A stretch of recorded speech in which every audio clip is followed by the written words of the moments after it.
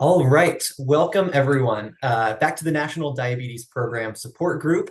We are here every Tuesday to talk about the power of nutrition for fighting diabetes down at its root cause. So my name is Noah. I am a registered dietitian, and joining me is my co-host Em. Hey Em, how are you today? I'm great, Noah. How are you doing? Doing great.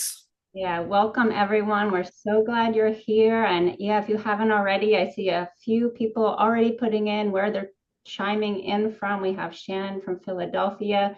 So keep those coming in. We love seeing where you are from. Absolutely. Yeah, we just love knowing where folks are calling in from. Also, if it's your first time. So just go ahead and give yourself a quick introduction in the chat. You can also use the chat to ask questions. We love it if you are interested in coming off mute as well. That's a great way to ask your question live, so everyone can hear and get the answer to what you've been wondering about. In the chat, we've got Shannon and Stephanie, two of our dietitians, standing by to answer those questions. So go ahead and keep them in the chat. Love the introductions that are coming in. Oh, hey, Connie, happy birthday. Uh, really glad that you're tuning in with us from Virginia. Um, looks like yeah, we've got a few Virginians here in the chat. Shirley from Vicksburg, um, Dee from Missouri, and more coming in. So yeah, thank you all for being here. Yeah, it's wonderful to see such a diverse audience. We have from Missouri, we have Cheryl tuning in from Detroit, Michigan. Hello again, Cheryl. Phil from Indianapolis. We got some Washington representation with Patrick and Stephanie. Wonderful. And I'll keep those coming in. And of course, like Noah said, if there's any first timers, we would love to see if and give you an extra warm welcome. But yeah, while those are coming in and all the happy birthdays are coming in for Connie, I was curious, Noah, I think you may have seen it as well, but some of our colleagues in the research department just published some research about the power of this way of eating that we're discussing and how it can even help with type 1 diabetes. So I'd love if you could share a bit more about the research that just came out from our colleagues. Yeah, absolutely. So this was some cool research. It actually was some data from an older study that we had done not too long ago. And as you said, it looked at folks with type 1 diabetes. Now, I know we talk in this class about type 2 diabetes, but this will be relevant. So just stay with me. Essentially, what we did is looked at the health outcomes of people following a diet just like this one that we talk about, vegan and low fat. And another group that was assigned to follow a sort of standardized portion control diet. And what we measured was how much insulin these people were using. So, type 1, you might remember or know, is a situation where a person's body isn't able to make enough insulin. So, they have to inject it to keep their blood sugars in check. And so we followed these people and tracked how much insulin they were using and notably how much money they were spending on insulin. And we found that over time, there was a 12 unit per day drop in the amount of insulin that people on the vegan diet had to use. So that was a decrease by about 28%. Um, and what we realized what was happening is just like in people with type 2 diabetes, people with type 1, they might not have full type 2 diabetes or high insulin resistance, but they probably could benefit from eating a vegan diet because it makes their bodies more receptive and more efficient at using that insulin that they're taking. So they were able to save money and just have to inject less insulin. We're actually going to get to hear a little bit more about this next week, so be sure to tune in for some really inspiring stories about that.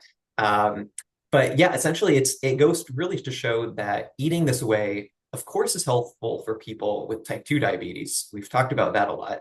It's also really helpful for people with type 1 diabetes, and really for everyone who just wants to keep their body fine-tuned and working efficiently.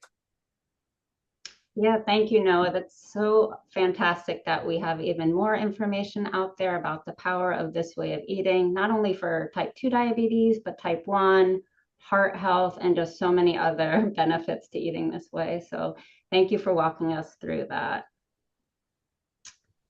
Okay, so let's look together at today's worksheet. We are in class 6, and that link will also be in the chat, but you can see it here, class 6 worksheet, and feel free, you can follow along on your computer as we're going through class, or if you'd like, you can print it and take notes as we're going through. All right, so today's topic I'm very excited about is how to navigate healthy eating while traveling. We'll also have a show and retell or tell story, so that should be exciting as well. But before we get to that, I'd love to introduce Dr. Roxy Becker so she can walk us through the basics, what's happening inside of our cells, and why it's so important to address it with good nutrition. Dr. Becker, how are you today? Welcome. Good, thank you. So good to see everyone here. And I love this news about lowering insulin requirements. And while this study specifically looked at type 1 diabetes, we see the exact same thing happening in type 2 diabetes, where people's insulin needs drop when they start following a plant-based diet. So let's take a look at this and review what's actually happening in our cells. So again, normally what happens when we eat carbohydrates? They get broken down into glucose. Our blood sugar levels rise as that glucose gets absorbed, and that signals to our pancreas to release a hormone called insulin, because without insulin, glucose cannot get into our cells. So you'll see, just like this, it kind of bounces off the walls. It can't get in. So insulin comes along, it unlocks the cell, and it opens these little channels. Now, when our cells are insulin resistant and that glucose is not getting into the cells because the insulin isn't working, we see that our pancreas pumps out more and more and more insulin because it's not working at the cell. So our pancreas is saying, these blood sugar levels are still high. Let me keep pushing out more insulin. And over time, our pancreas gets tired and it can't produce as much. And that's when people need to start injecting insulin. So, why does this happen? Well, this happens because when we eat diets that are high in fat and especially high in saturated fat coming from eggs and bacon, burgers, pepperoni, cheese, processed meats, all of these foods, well, they get stored in our muscle cells and our liver cells. And that means that insulin doesn't quite work as well. So then when we eat carbohydrates, insulin still comes along and binds to its receptor, but because of all this fat, insulin isn't able to open these channels. So by getting this fat out of the cell and reversing this process, our cells become sensitive to insulin again, and we need less insulin. And we can do that by eating more fiber, more plants, keeping the fats nice and low, and getting that fat out of our cells. As we do that, our insulin needs drop, we inject more, or sometimes even our pancreas is able to start secreting more insulin again. So we can actually regain some of that function that may have been lost in the pancreas. So very exciting news about the study. I think it's fantastic for people with both type 1 and type 2 diabetes. So thank you for that explanation, Dr. Becker. Always great to get a refresher. We'd love to take any questions if there are any. So if you have something you would like to ask live, go ahead and use the raise hand feature, which is down in one of the React options. And we can ask you to unmute at that point, or go ahead and put them in the chat. Again, our dietitians are in there taking those. I do see one question that just came in from Anne Marie. Do avocados and nuts make cells insulin resistant, just like animal fats and oils? Em, I wonder if you want to speak to that on the front end here. Sure. Yeah. Thank you, Emery, for such a great question. We hear it so often. And yes, we do recommend setting nuts, avocados, and seeds aside while we are trying to make our cells more insulin sensitive. So in order to make them more receptive to insulin, it is beneficial to set those aside, even though they are plant-based foods versus animal-based foods. So I hope that answers your question. We can always introduce them later on when our cells are a bit more receptive to insulin. For sure. Yeah, so I think we see a lot of nut companies out there saying, hey, if you eat more pistachios, we see a lower risk of diabetes. And that might be the case that they have some preventative benefits, but if you already have diabetes and you're trying to reverse it, the nuts and seeds really can be a barrier to progress. Um, Deborah, I see your hand is up. I wonder if we could get you off mute. Oh, yes, there you go. Hi, thank you, and phenomenal program. Just appreciate you all so much. My question, I couldn't figure out how to write it down, so I thought I would try to ask it. Um, I love the graphics and the scientific explanation of how the fats in the cell prevent insulin from opening the channels. And I was curious at maybe this is another level of detail that's not useful, but if the cells, if the insulin that's already there isn't working, why do diabetes, why are we giving more insulin? Is it just like flooding, the plane to find cells that aren't overloaded with lipids? How is it that works? Yeah, that's a great question, Deborah. And you basically answered it yourself. We're just trying to flood the body with as much insulin as we can so that any receptors that are available are able to respond to that insulin because there will be lots of receptors, but as we're insulin resistant, remember, insulin's attaching to that receptor still, but it's not working. So by flooding the body with insulin, we're trying to find any receptors that are available and essentially just trying to force it to work to open these cells. And then as we become more insulin sensitive again, we don't need as much because we don't really have to overwhelm them or flood it like that. So yeah, you basically answered your own question. Thanks Okay. for that. That's a great question. I think a lot of other people were thinking that as well. Yeah, thank you, Deborah. And I'm just seeing one here. Maybe we have time for one or two more. What are your thoughts on intermittent fasting? Yeah, I wonder if Dr. Becker wants to comment a little bit more, but I will go ahead and say on one level, if you are eating less hours in total in a day, you're taking in fewer calories, that will potentially be helpful in reducing overall body weight and the amount of fat that's in your cells. So that is a positive thing about it. But Roxy, I know we've done a little bit of research and maybe seen possibly a few other benefits that I'm curious if you could enlighten us on.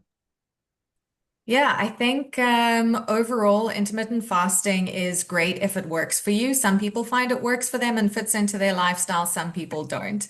I don't think that it's necessary if you want to improve your diabetes, but that being said, if you are already doing kind of everything right and you're looking for something extra and you feel like you've plateaued, intermittent fasting can be a great addition. Again, a lot of those benefits, like Noah said, are coming from reducing your overall calorie intake and weight loss, and then getting the fat out of the cells as a result of that. I will just say be very cautious if you are taking medication for type 2 diabetes and you start intermittent fasting, especially if you're skipping that morning meal. So you're fasting in the morning and you're eating, say, between 12 and 6, so the later hours in the day. Because if you're taking metformin or insulin in the morning and you're not eating, you may see that you get a lot more low blood sugars. So if you are trying it, I would suggest doing it under the care and supervision of a doctor or a registered dietitian. And that being said, if you are starting it, I think it's great to see a registered dietitian and get their input as well. So definitely has benefits. Not necessary if it doesn't work for you. I think if you get a low-fat plant-based diet right, then most of your results are going to come from that. Great. Thank you, Dr. Becker, and great question. I think we have time for maybe one more. No, we can take, Jan has a question. How do you think about chlorella and spirulina? Would it be helpful to take it? Yeah, so some of those, spirulina especially, I think gets oftentimes referred to as one of these superfoods. Um, and I think that's a really great question, Jan. Like, is this a necessary thing to be taking? Do we need a superfood like spirulina in our diet? Um, it's there's some interest there. It is one of these very nutrient dense foods, but we know that you don't have to pay big dollars for fancy supplements like spirulina. It's not necessarily a supplement, but you can get all of the benefits by eating all of your diet diverse in plant foods, especially leaning into those leafy greens, beans, cruciferous vegetables. Yeah, if you're interested in trying it, it could be a fun experiment, but it's certainly not a necessary food to incorporate. Yeah, thank you. No, so really focusing on those power plate foods, our fruits, vegetables, legumes, and our grains. But yeah, great question, Jan. But yeah, I'm excited to dive into today's content. I think it'll be really helpful. So let me just share my screen, but we're going to start with a discussion on what vegan and low-fat options have you found on local menus as our follow-up from last week's homework assignment. So I'm curious, you're welcome to share in the chat, or if you'd like, you can raise your hand and we'll call on you if you got a chance to check out any menus, and if you had any really exciting options that you came across that you might try in the future or you already tried. Great. Yeah, we're really eager to hear these stories, and it looks like we're seeing one already. So, Joe, congratulations on a successful Olive Garden visit. You mentioned that you got some of the plain breadsticks, angel hair pasta, marinara sauce, minestrone soup. That was perfectly executed. Fantastic job. Nice touch of dipping the breadsticks in the soup. That sounds amazing. And it's incredible that, there were several options that it seems like you could enjoy. So that's wonderful. Thank you for sharing, Joe. And we have Phil. He said he found falafel, except it was deep fried. Yeah, it can be tricky. I don't find that many places probably bake their falafel like we can do at home, but at least you found an option, and you did the best you could if you did order it. And then we have Jill. She found a tomato and veggie pizza. She held the cheese, and it was in the middle of nowhere in Connecticut. So that's great. You can find these really tasty, low-fat vegan options, even if you are not in a big city or somewhere where you might expect to find a lot of options. I'll just call attention to Suzanne, who had lunch at Cattle Baron, which just based off the name, I imagine was not an easy place to navigate finding low-fat vegan options. But you crushed it. So great work, Suzanne. You hit up the salad bar. Good idea using lemon slices and the juice as a dressing. So well done with that. You're fearless. Wonderful. And we have Paula. She said she tried a tofu curry at a Thai place, but it may have had a good bit of coconut milk. Okay. But yeah, that sounds great that you got the vegan option when it came to the tofu curry, and I hope you really enjoyed that. It is trickier when we're out at certain places to keep it low fat all the time, but it sounds like overall a good choice. Yeah, we got a few more coming in. We have Margie went to a wedding, okay, buffet style, and you selected eggplant parmesan. There was no meat, and then salad and rice with veggies. Excellent, Margie. That's wonderful. Yeah, those weddings can be tough for sure because it's oftentimes a more limited menu, less flexibility in the kitchen. They can be, and there's a lot of expectations around them. So yeah, we want you to still be able to celebrate with friends and family who are celebrating big life events like that. Yes, definitely. Yeah, wow, we're seeing a lot of great ones. Keep those coming in. We have Yvonne said she ordered some steamed veggies and brown rice at a Chinese restaurant. Excellent. We really hope you enjoyed that. That's a great choice.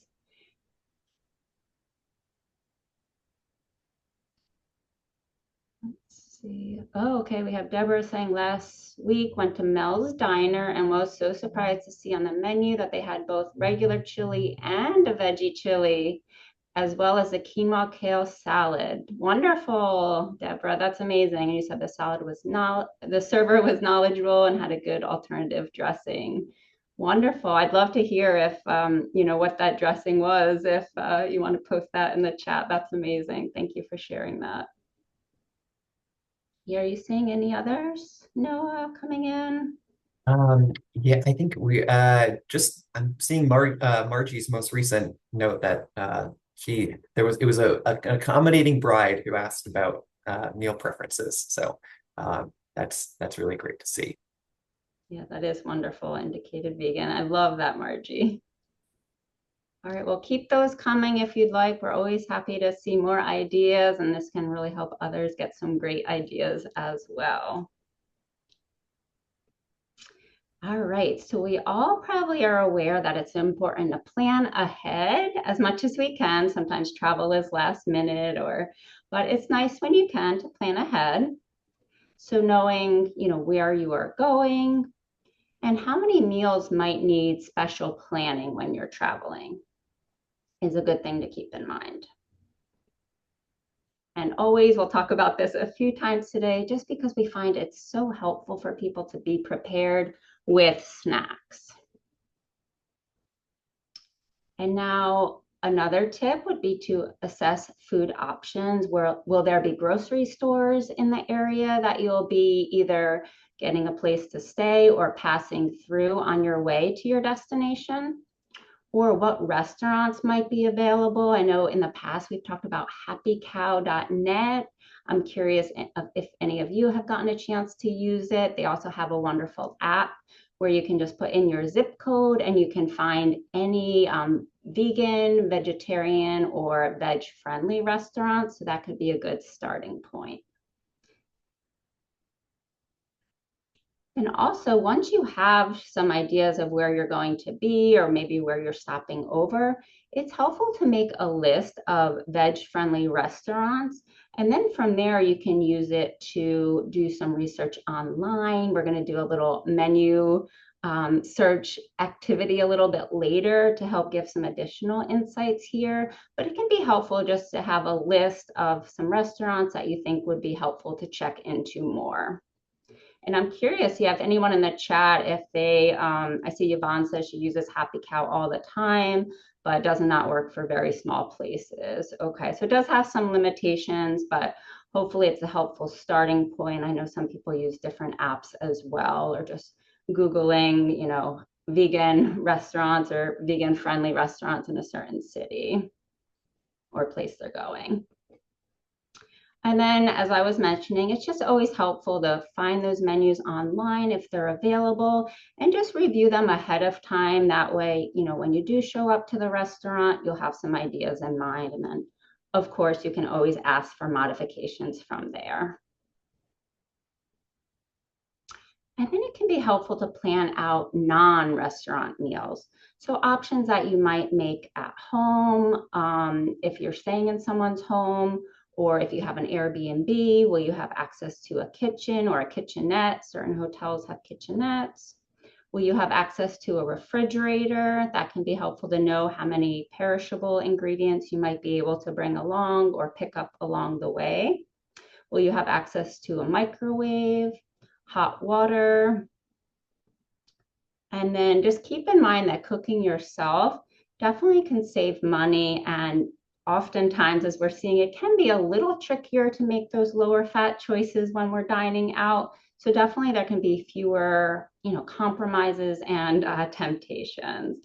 So just keeping that in mind if you're able to make some meals wherever you are staying or bring some items with you. And then what's also nice is, how busy it can be when you're planning for a trip, just writing it all down so you don't forget anything, whether it's a list of the veg-friendly restaurants, some items you want to pack to make ahead of time and maybe freeze. We're going to be talking about some great options to put in a cooler to pack with you if you're doing a road trip. So it can be really helpful just to write everything out. That way you have a plan in place. And there are so many types of travel. These are just a few: by car, train, bus, air. And I'm curious, what are some of your favorite staple items to pack when traveling? We're going to go into some. But first, I'd love to hear, if anyone wants to put in the chat or raise their hand and share some of their favorite staple options that they enjoy while traveling.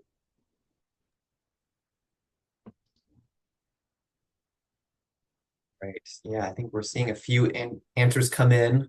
Um, and I love that we're immediately hitting some of the Mhm. nature snacks, fruits, some vegetables as well. Um, and yeah, I'm seeing a few products that we're going to mention in a second here. So definitely take notes from the chat because we have a few ideas, but you all have so many great ones out there too. So keep those coming.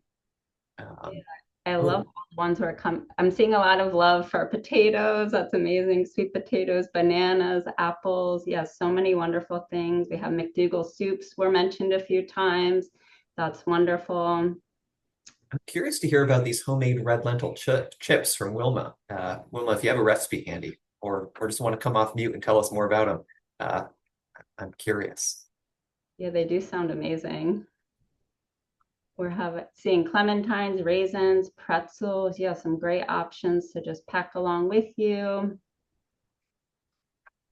Ellen says cut fruit from the grocery store produce aisle. Yeah, grocery stores go a long ways for sure.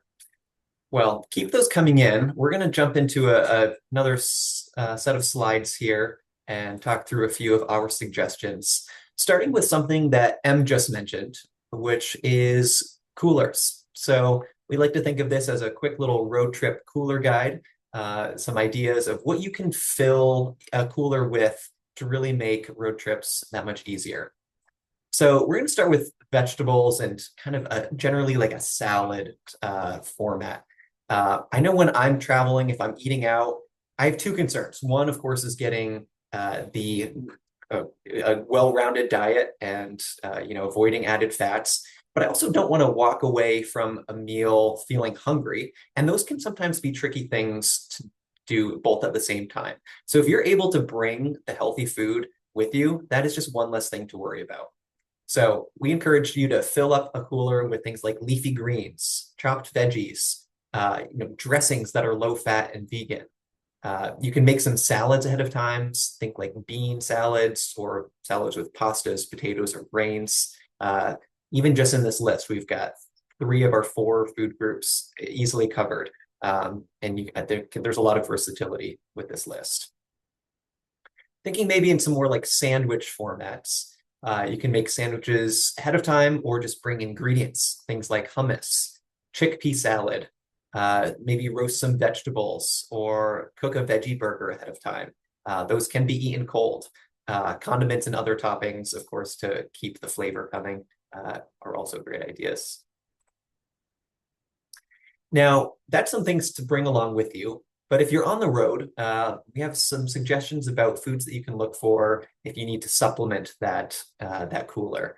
So these mini markets, gas stations, like corner stores, they usually don't get that great of a reputation as health food stores. But there are several things that you can look for and reliably find that might be helpful. So first up, of course, is fruit. Whether it's whole apples or these little plastic cups with pre-cut fruit. Oftentimes, these mini markets will have them. In slightly the more packaged forms, these banana chips or squeezable fruit packets are fun and convenient options, as are veggie trays, especially if you can find one with a low-fat hummus. You can build your own sort of combination of snack dip, hummus dippable items like pretzels or these thin pretzel chips, or even vegetables like these pickle chips. They're just very low in everything. So maybe not something to fuel a long road trip with, but if you're looking for flavor and vegetables, these can be a really fun option to keep an eye out for. And then lastly, these stores will in many cases sell canned products like green beans or vegetarian baked beans. So keep an eye out for these as well. Oh, and bagels too, of course. All right, we've got a few ideas if you have access to a microwave. So there's a really few easy combinations of ingredients that you can use to make a meal. Starting with example, sort of instant rice, black beans, salsa, maybe some corn. And here we go. Got an instant burrito bowl just waiting to be microwaved. Now, a quick little pro tip that might come in handy with these is that if you are on the road and maybe don't have a microwave built into your car, which I have not seen one yet that does, many hotels, gas stations, and similar businesses will oftentimes have a microwave. And if you ask, especially politely, oftentimes they will allow you to use it. So here are a few other ideas for quick, tasty, and healthful meals, things that only require adding hot water. Think of things like dehydrated soups, maybe an oatmeal. These are you can buy and just they're ready to go in many a situation. So we just mentioned that gas stations and similar places have microwaves, but they also oftentimes have hot water, usually for free, that you can ask to use and fill up your little bowl, your little cup, oatmeal cup or soup cup, and have an instant meal ready to go. If you're really looking to get bonus points and to round out that power plate, pair it with some fruit or vegetables, especially something like a raw carrot. All right, so we were asking you about some of your favorite staple items. Here are some other ideas, just kind of our brainstormed list. So when it comes to breakfast, oatmeal, of course, first on our list. Also fruit, bread, applesauce, and then also some shelf-stable non-dairy milks.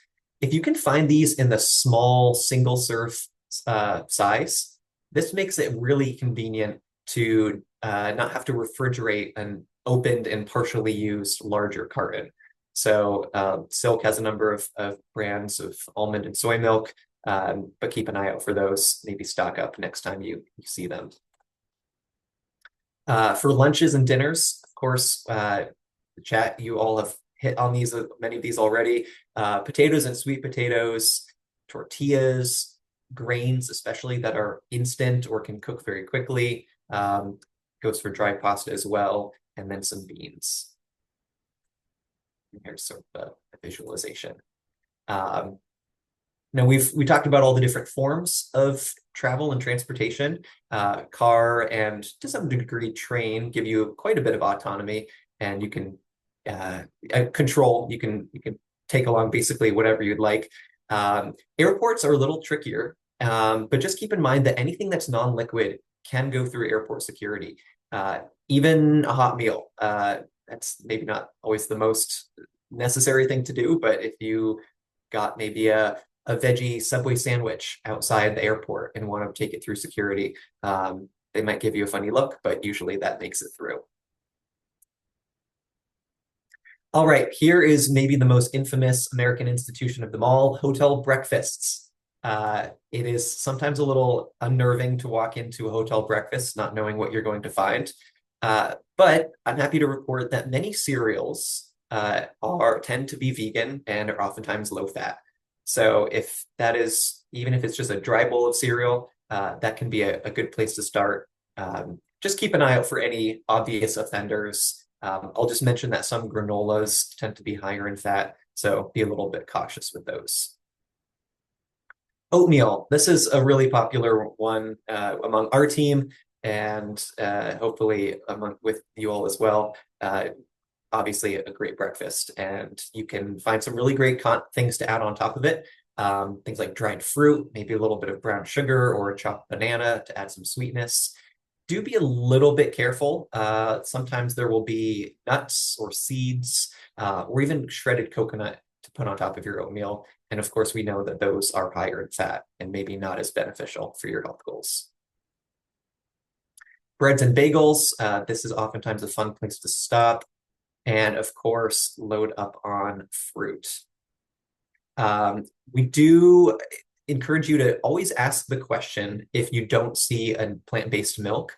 Sometimes hotels will have them, but just because they're not as popular, they might be stowed in the back, and or maybe they're just seen as more of an allergen-specific item. But if you ask for it, oftentimes they'll have it, and hotel staff will be happy to pull out either a larger carton or sometimes one of these very convenient single serves that we talked about earlier.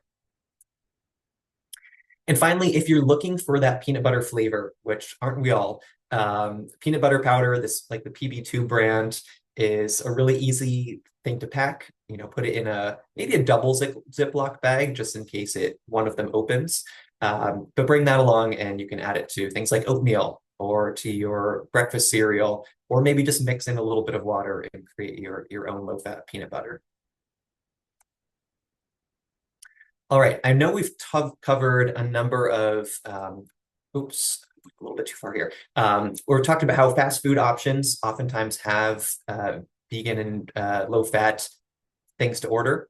But just keep that in mind that if you're traveling, you don't necessarily need to steer totally clear of places like Taco Bell, Papa John's, Panera, some of these sandwich shops. As long as you can keep it vegan and as low as fat as possible, these can be really great places to get food if you find yourself needing a meal on the go. Okay, so this is an activity that we were planning on doing last week, but I'd like to still take a little bit of time to do it today. So last week we talked about eating out and navigating the complicated world of stores like the ones you're seeing here. So in the chat, if you have a restaurant that you maybe have been thinking about going to, or know that is a common place for your family or travel companions to go to, go ahead and put those in the chat. I'm curious which of these, or maybe if there is another one that stands out to you, maybe that's not on this list, let us know. But I'd love to get some input on where would be helpful to explore the menu. We'll do a quick little exercise where we walk through ordering from that place. Okay, looks like I'm seeing Jersey Mike's Sub Shop. All right, so I think let's see how this goes. We've got I just want to make sure that my screen is okay. The place I like to start is with the dining out guide. So if you have it hopefully saved somewhere that you can access it on the road, I'm going to search Jersey Mike. Of course, it's taking a little bit to load. But I always like to see if the dining out guide has whichever place we're looking to eat at. And sure enough, it's right here. So we'll make a little bit of a plan. We're going to create our own sub and choose from either the white or seeded Italian bread. Let's do white in this case. And then here we have a long list of toppings available for us to choose from. So when we actually get into the store or the online menu, which we'll do in a second, these are the ones to choose from. And then for the condiments, we've got a few different ones to choose from. I am a huge fan of oregano, so we'll definitely add some of that and maybe one of the mustards. So I'm going to head over Jersey Mike's and let's see if we can find the menu. Just curious if there's other recommendations coming in. Yeah, I did see Chipotle, Cava. There's two others that came in, Spaghetti Factory, and then Busboy and Poets. All right, I have to apologize. My internet is acting a little bit slow.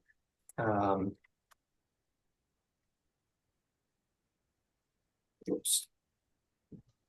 Try this one more time. If it doesn't work, we can maybe come back to it. At the very least, I hope that the dining out guide is a helpful resource, and because I know we mentioned it last week, but it's definitely worth spending a little bit of time in to make sure that you feel comfortable using it.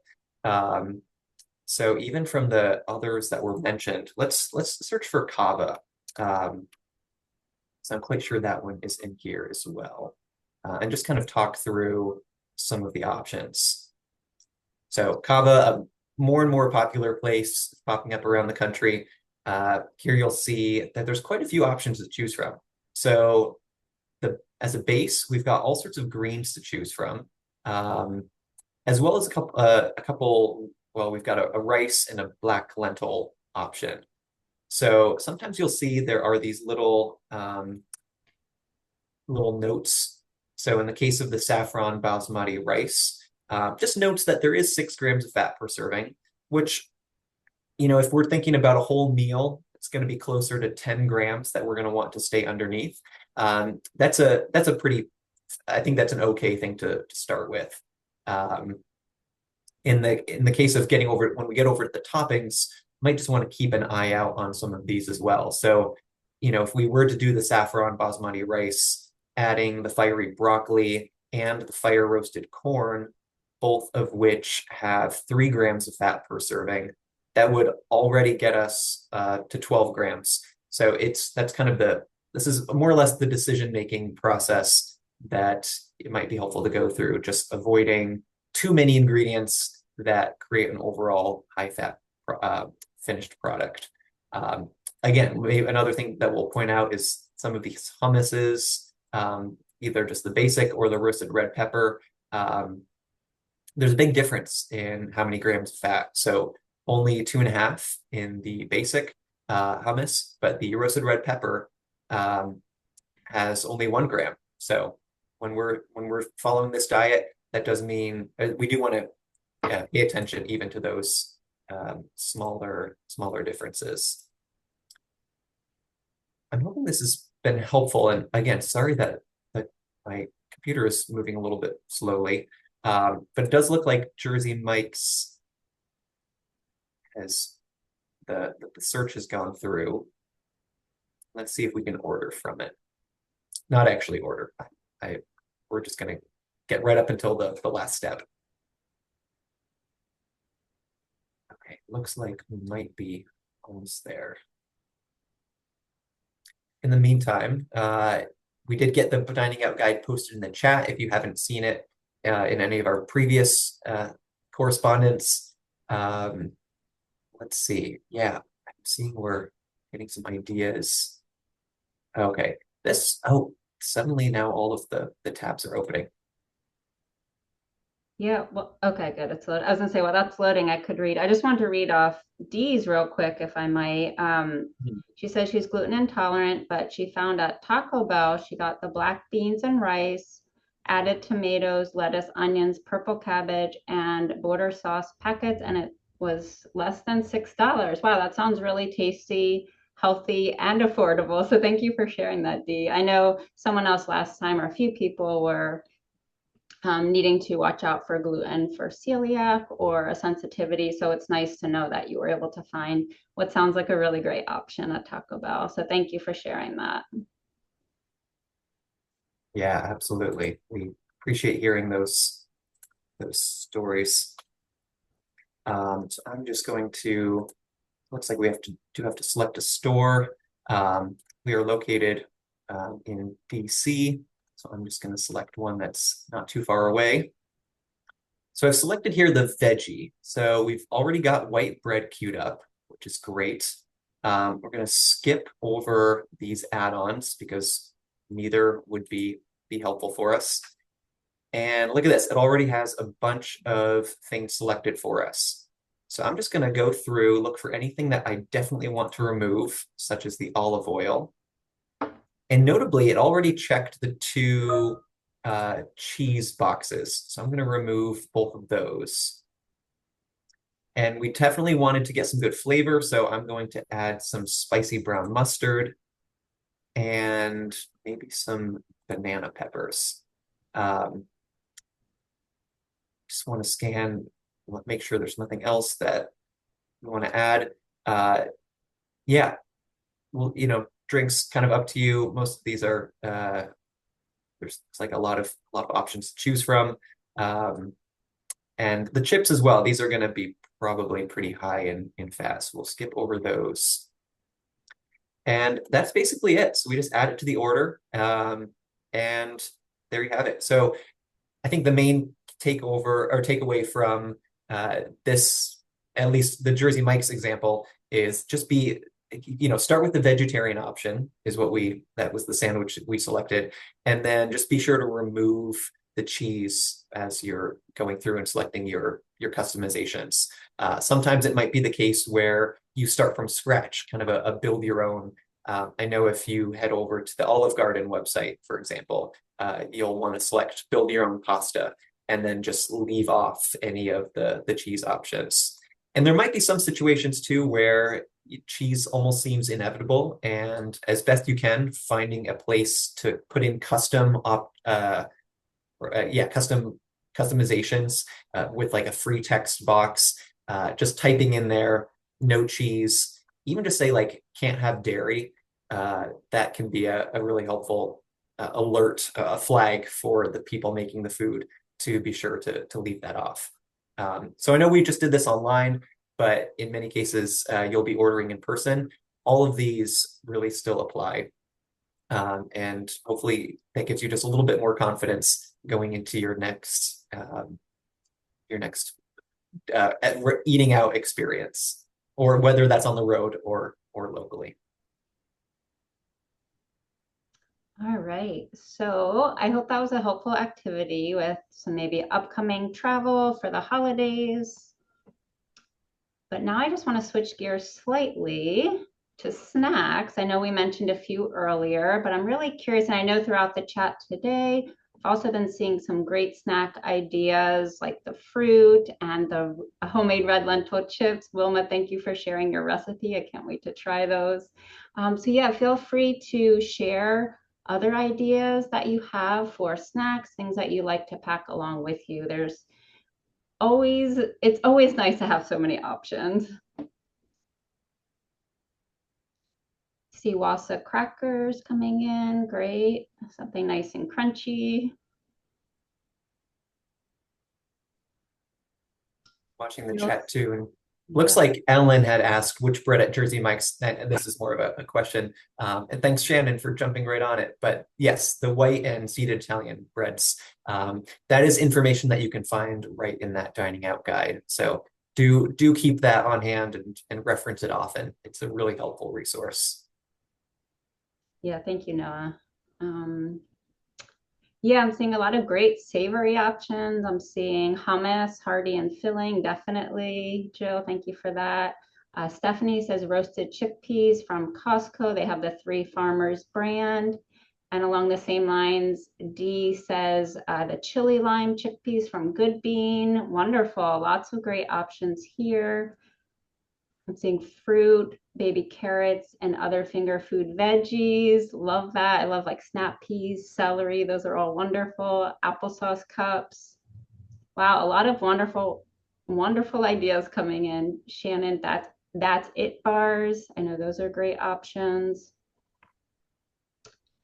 Great. Well, keep those coming in. We'll have a few similarities here, but I hope this will also be helpful. So as we all probably know that when we're hungry, we can more easily give in to temptation. So definitely snacks can come in and save the day and help keep you on track with your health goals. So like many of you started out with, more of the savory ideas, those crunchy ones. So there's a variety of different types of store-bought chickpeas. You can just flip over the package and read the ingredients to find the lowest fat options. I know there's several out there, including the Good Bean. Certain varieties are lower in fat. And we have our pretzels or rice cakes. And then as we mentioned before, maybe making a veggie tray. We have Suzanne love the idea, doing baby carrots and other finger food veggies. I see MT said celery, so another great veggie to stick in there. Maybe some Wasa crackers or other low-fat vegan options, and then hummus. So you really did a wonderful job hitting all of the really great snacks. And then when we transition to more of the sweet options, again, those apples, bananas, they're just so nice because they're so portable and they tend to stay well for a good amount of time, especially if you don't get the bananas too ripe to start with. And then of course the applesauce cups. And then as Shannon mentioned, the That's It bars are really nice. But then, of course, as we've had a couple options in the chat, we've had the homemade red lentil chips, but the roasted chickpeas are a great option. You can flavor with a variety of different spices according to your preferences. You can do, we have a great oatmeal banana bite recipe. So if you have some oatmeal or some bananas being that you don't want to toss out, or it's too cold for banana ice cream, then these oatmeal banana bites are great. They travel really well. And then kale chips are always a nice option also. So feel free if you have any favorite homemade snacks that you like to pack with you. We'd love to see those as well. I'm seeing MT said baked mushrooms are a nice option. So a great way to get in more veggies while you're traveling. And then we just have a super speedy banana oatmeal cookie, another great way to use those very ripe bananas. And it's really just bananas, oatmeal, and if you'd like any other add-ins like vanilla, cinnamon, or your other favorite baking spices. And really just mixing it all together, putting it in the oven. I've even made them in the microwave before as well, and they're quite tasty and a nice travel snack. All right, and in case anyone has had recent camping plans or plans to go camping this fall or in the spring or even winter, it's helpful as always to plan ahead, pack your necessary ingredients and equipment since most camping locations will be, limited with what will be available. And it can be helpful to pack some home cooked meals so that when you arrive, you don't have to, set up your stove or heat up water. You already have something ready like a chili or some veggie burgers, something like that. But some things that you could assemble on site, or maybe veggie burgers, you could just heat those up. Tofu and veggie skewers are nice, especially if you have a little campfire going. Veggies wrapped in foil that you can cook over the grill or campfire, and then corn on the cob. But there's so many other options as well, like carrot dogs, and just a lot of different options that are really helpful to have with you. I know one thing I really enjoy is pasta, because you can just heat up some water, put it in your pot, bring a nice low-fat jar of vegan pasta sauce, add some peas or other veggies, and it's a really nice, quick meal. All right, so lastly, we're excited to see if anyone has gone on a recent trip or maybe in the last few months and they wanted to share any successes they've had and challenges faced, because we know it can be bound to happen no matter how much you plan, for finding low-fat vegan options along the way. So feel free, if you'd like to share in the chat, please do so. We'd also love to hear live, so you can raise your hand and we have a few minutes to hear all about your challenges and successes. So we'll give those a few minutes to come in. Yeah, I'm seeing Joe's already mentioned he's used the veggies wrapped in foil. That is such a great tactic for camping. I think you could probably use it in some other situations too. Just toss that in the oven, and it's a very low cleanup dish to make if you have access to an oven or a toaster oven wherever you're going. Yeah, great, Joe. I'm glad you've done that in the past. That's awesome. I can just get us warmed up here and share that I was, some of you who were here 2 weeks ago maybe remember that I was calling in from a conference. So I got to experience the hotel breakfast, 3 mornings there. And they did have oatmeal, which was a great sort of main thing to have. But all of the fruit that was there, I was able to snatch a few pieces. What I've done in the past too is bring along like a small container or a Ziploc bag even. So maybe if there's chopped fruit or some like low-fat granola, that can make a great snack for later. So it's, you want to be subtle about it, but taking a few, one or two things to go, most hotels are generally okay with that. Yeah, thank you. No, that's such a great tip. Yes, go ahead. Oh, I was just going to say, I know Stephanie has been doing a bunch of camping this week. I wonder if you could share some of the hacks that you've found. Yeah. So for camping, we obviously you bring everything in. So we do, as a family, I have two kids, 8 and 10. We do make pasta salads beforehand. We make veggie wraps and veggie sandwiches with hummus. But one thing we do for breakfast is we have these dehydrated potatoes. You can buy them in packs of 8. You can get 8 of these from Costco. So we get them and they're just dehydrated, you just add hot water.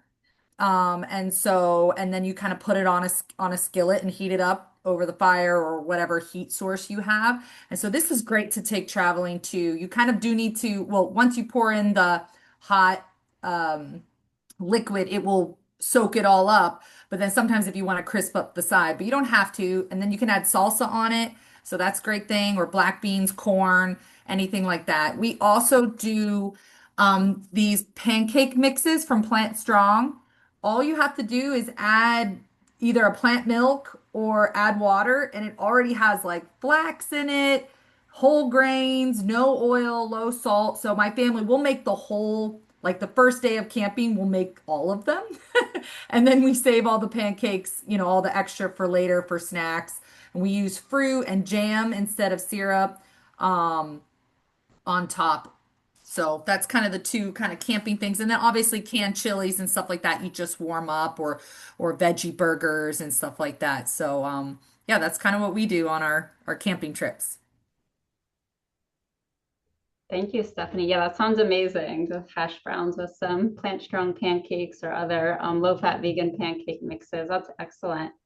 And Noah, yeah, I'm seeing a lot of people chiming in the chat, having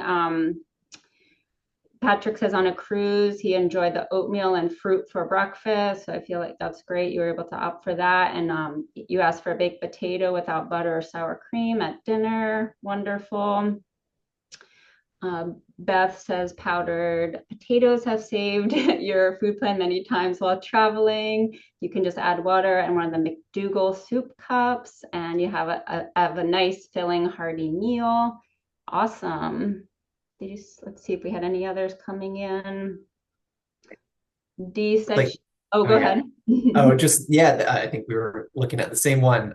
Dee's report from her trip to New York.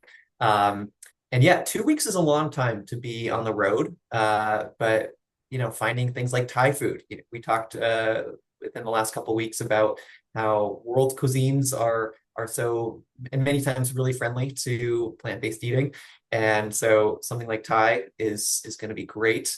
And kudos to your family for making plant-based and for losing some weight over those 2 weeks. That sounds like a really successful trip. Yeah, wonderful. And I'm seeing Deborah, great. She brought along oatmeal or oat groats to make overnight oats that you could do in the hotel breakfast, and then you could add berries and cinnamon from the breakfast provided. Wonderful. That's awesome, Deborah. Way to go there. Fantastic. Well, keep those success or challenge stories coming in. We've got just a few more minutes, but wanted to share a few last suggestions and ideas with you before we close out the hour. So starting, of course, with our recipe recommendations. So here we've got some pita pizzas that have a little bit longer of an ingredient list, but many of these can be, with pizzas, you kind of can add whatever you'd like. But these are really easy to throw together. They don't need to be baked. They can be eaten raw even, or unbaked. But of course, baking them too makes for a nice hot meal without too much preparation. And then finally, some no-bake brownie bites. These are also quite quick to make, and you just toss most of the ingredients in a food processor. And these are incredibly delicious. They're sweetened with dates and have some great raisins as well to just really bring the sweetness, but we're not going to leave out the chocolate. So, the cacao powder, and, you can even do, actually we've got pumpkin seeds listed on there. But you can get creative with different options of what to include. Got just a video resource that we encourage you to check out. In this case, this week it's problem solving and common questions from one of our dietitian experts. And if you're looking for additional resources, we recommend the Engine 2 Diet from a friend of ours named Rip Esselstyn, as well as nutritioncme.org. This is really more of a recommendation for your doctor. It is a place where doctors can go and get the continuing education credits that they need to stay certified, but it's all nutrition focused from a plant-based perspective. So a really great way for any doctor that you go to or people in your life who are either doctors, dietitians, nurses. This is a really great resource to recommend to them. Our goal this week is that you make a travel-friendly recipe. This could be for a commute into the office, maybe a weekend trip, or just at home. I look for a recipe that could work well for a travel situation. We hope to hear about how that goes for you next week. So definitely come back again next week. We've got another great topic. In this case, next week it'll be succeeding in social situations. And I know we talked about this study with type 1 diabetes early on in the hour. A few people, I think, in the chat mentioned that that's something that they have as part of their health situation.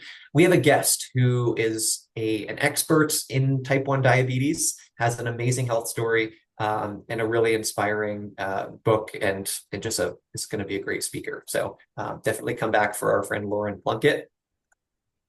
And again, thank you for attending.